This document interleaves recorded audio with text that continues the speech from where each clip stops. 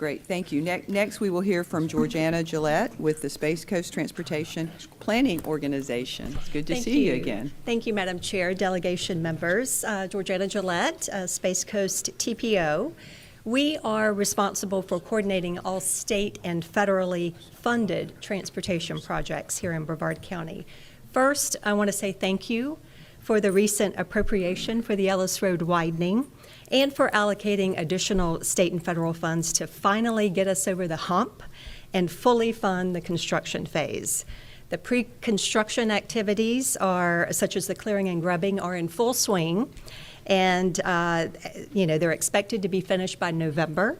And next year, the project will be advertised, and construction, the full construction, will officially begin. So we would like to thank you and celebrate this major success. Thank you, thank you. You know, you get one project done and you move on to the next one. We hope that we can begin meaningful discussions about the funding the construction phase of the State Road 401 bridge replacement at the port. We need funding to expand a portion of South Babcock Street and improvements to the western portion of Balabar Road in the city of Palm Bay.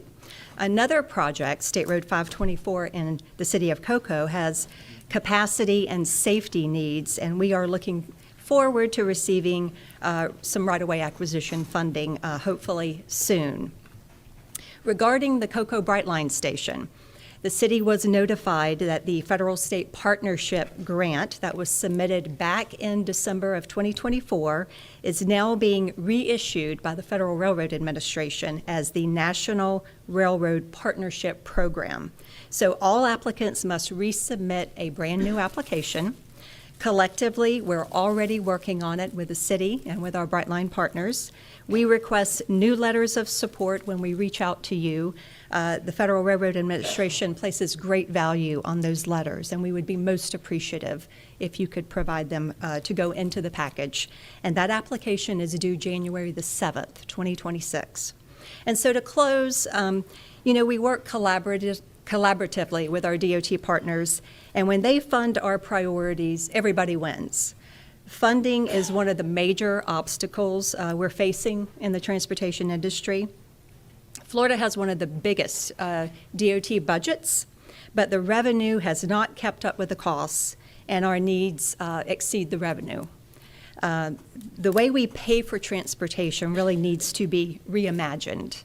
We believe it would be helpful for all of us if the DOT would research some potential revenue replacement options for the motor fuel tax in the long term. And I will just end by saying thank you so much for everything that you do for us. Thank you. Senator Wright. Thank you very much, Madam Chair. Just one question. You mentioned the 401 bridge. Yes, sir. What is the timeline for that?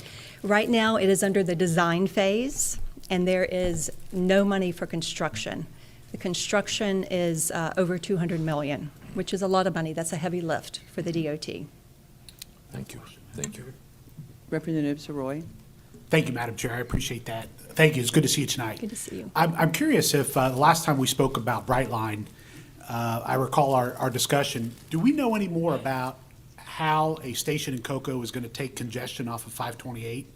Because I think that's critically important for everybody to understand. As far as specific numbers, not yet, Okay. but clearly, having a station there really opens up an opportunity. I think all of us that travel to the airport, if we go to Orlando and you don't go to Melbourne, we see how congestion is getting more and more and more, not to mention the parking at the airport. So, we can anticipate the numbers. We can anticipate the potential ridership, which we have done at all of the stations. But having those exact numbers is not something we have right now. Thank you. Any other questions, members? Thank you very Thank much you. for your update.